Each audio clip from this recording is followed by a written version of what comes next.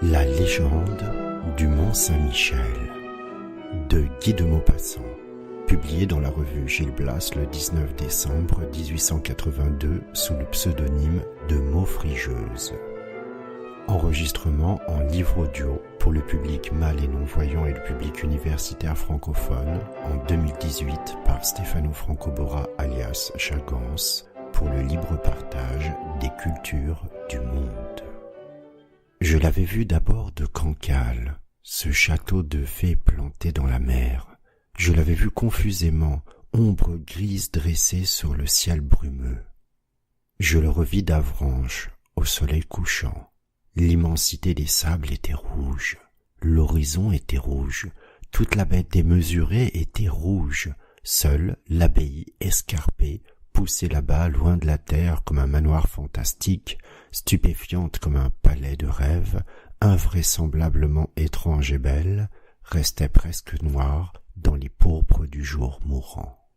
J'allais vers elle le lendemain dès l'aube à travers les sables, l'œil tendu sur ce bijou monstrueux, grand comme une montagne, ciselé comme un camée et vaporeux comme une mousseline. Plus j'approchais, plus je me sentais soulevé d'admiration, car rien au monde peut-être n'est plus étonnant et plus parfait.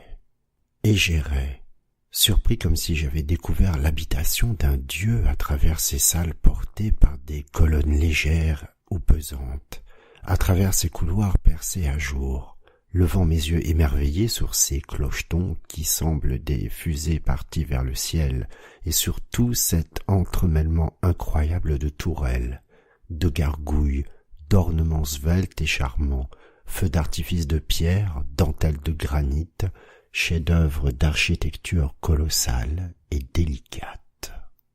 Comme je restais en extase, un paysan bas normand m'aborda et me raconta l'histoire de la grande querelle de Saint-Michel avec le diable. Un sceptique de génie a dit « Dieu a fait l'homme à son image, mais l'homme le lui a bien rendu ». Ce mot est d'une éternelle vérité et il serait fort curieux de faire dans chaque continent l'histoire de la divinité locale, ainsi que l'histoire des saints patrons dans chacune de nos provinces. Le nègre a des idoles féroces, mangeuses d'hommes, le mahométan polygame peuple son paradis de femmes, les Grecs en gens pratiques avaient divinisé toutes les passions. Chaque village de France est placé sous l'invocation d'un saint protecteur, modifié à l'image des habitants. Or, Saint-Michel veille sur la basse Normandie. Saint-Michel, l'ange radieux et victorieux, le porte-glaive, le héros du ciel, le triomphant, le dominateur de Satan. Mais voici comment le bas normand, rusé, côteleux, sournois et chicanier comprend et raconte la lutte du grand saint avec le diable. Pour se mettre à l'abri des méchancetés du démon, son voisin Saint-Michel construisit lui-même en plein océan cette habitation digne d'un archange, et seul en effet un pareil saint pouvait se créer une semblable résidence. Mais comme il redoutait encore les approches du malin, il entoura son domaine de sable mouvant, plus perfide que la mer. Le diable habitait une humble chaumière sur la côte, mais il possédait les prairies baignées d'eau salée, les belles terres grasses où poussent les récoltes lourdes, les riches vallées et les coteaux féconds de tout le pays, tandis que le saint ne régnait que sur les sables, de sorte que Satan était riche et Saint-Michel était pauvre comme un gueux. Après quelques années de jeûne, le saint s'ennuya de cet état de choses et pensa à passer un compromis avec le diable. Mais la chose n'était guère facile, Satan tenant à ses moissons. Il réfléchit pendant 6 mois, puis un matin il s'achemina vers la terre. Le démon mangeait la soupe devant sa porte quand il aperçut le saint. Aussitôt il se précipita à sa rencontre, baisa le bas de sa manche, le fit entrer et lui offrit de se rafraîchir. Après avoir bu une jatte de lait, Saint-Michel prit la parole. « Je suis venu pour te proposer une bonne affaire. » Le diable, candide et sans méfiance, répondit « Ça me va. Voici, Tu me céderas toutes tes terres. Satan inquiet voulut parler, mais le saint reprit, « Écoute d'abord, tu me céderas toutes les terres, je me chargerai de l'entretien, du travail, des labourages, des semences, du fumage, de tout enfin, et nous partagerons la récolte par moitié. » Est-ce dit?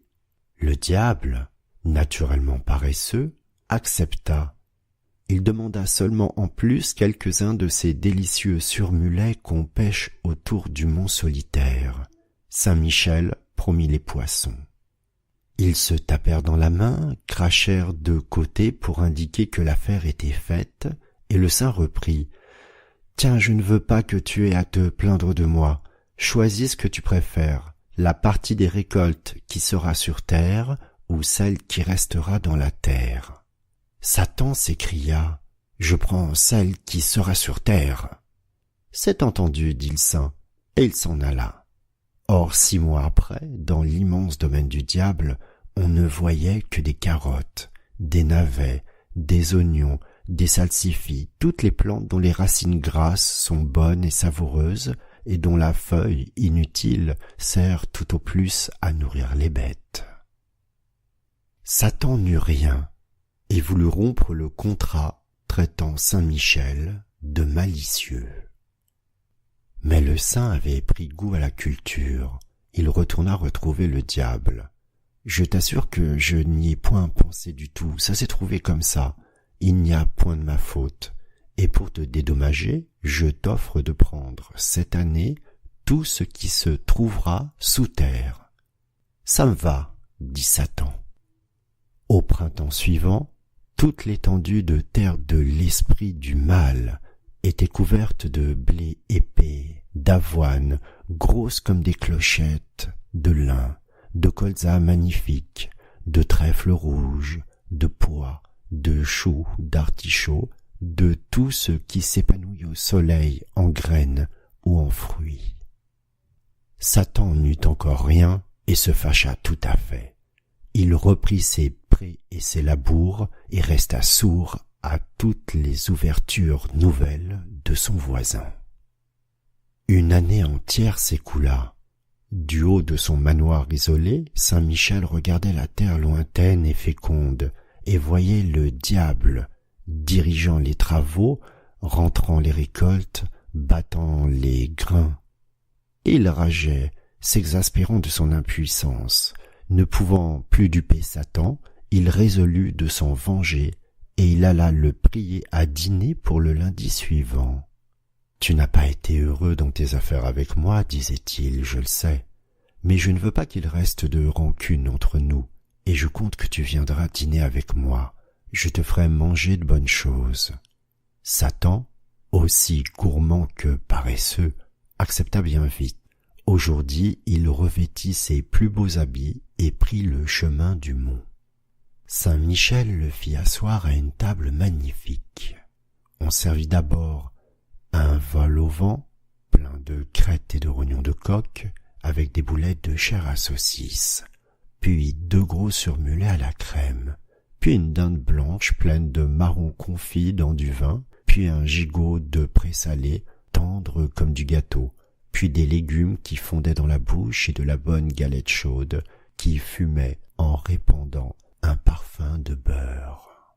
On but un cidre pur, mousseux et sucré, et du vin rouge et capiteux, et après chaque plat, on faisait un trou avec de la vieille eau-de-vie de pomme. Le diable but et mangea comme un coffre, tant et si bien qu'il se trouva gêné. Alors Saint-Michel, se levant, formidable, s'écria d'une voix de tonnerre.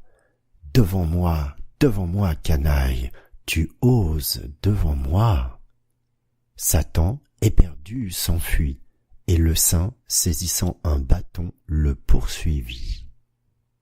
Il courait par les salles basses, tournant autour de piliers, montait les escaliers aériens, galopait le long des corniches, sautait de gargouille en gargouille.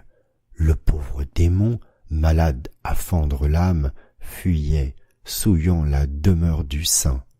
Il se trouva enfin sur la dernière terrasse tout en haut, d'où l'on découvre la baie immense, avec ses villes lointaines, ses sables et ses pâturages. Il ne pouvait échapper plus longtemps, et le saint, lui jetant dans le dos un coup de pied furieux, le lança comme une balle à travers l'espace. Il fila dans le ciel ainsi qu'un javelot, et s'en vint tomber lourdement devant la ville de Mortain. Les cornes de son front et les griffes de ses membres entrèrent profondément dans le rocher qui garde pour l'éternité les traces de cette chute de Satan. Il se releva boiteux, estropié jusqu'à la fin des siècles, et regardant au loin le mont fatal, dressé comme un pic dans le soleil couchant, il comprit bien qu'il serait toujours vaincu dans cette lutte inégale, et il partit en traînant la jambe, se dirigeant vers des pays éloignés, abandonnant à son ennemi ses champs, ses coteaux, ses vallées et ses prés. Et voilà comment Saint Michel, patron des Normands, vainquit le diable. Un autre peuple avait rêvé autrement cette bataille. Guy de Maupassant, le 19 décembre 1882.